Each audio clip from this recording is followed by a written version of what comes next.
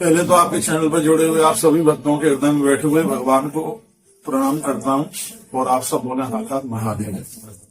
Doctor साहब के द्वारा आयोजन भगवान दुखहरनाथ प्रभु के चरणों में उनकी कृपा से हो रहा है।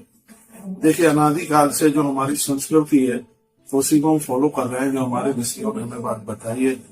और उनका वो चिंतन इतना अद्भुत था, उन्होंने ये कहा कि यह करोगे तो यह बिल्कुल आपके पक्ष में यह होगा। बस उन्हीं बातों का हम विस्तार कर रहे हैं। जैसे परसों की कथा में उसमें एक शब्द निकला था, ब्रह्मा की मानस बेटी हुई संध्या। शंकर जी ने वरदान मांगने को कहा तो उसने ये कहा कि जो भी पुरुष अपनी पत्नी को छोड़ करके दूसरी स्त्रियों को गैर भाव से देखेगा, कुदृष्टि से देखेगा तो उसका नाश हो जाए, खत्म हो जाए, वंश वृद्धि।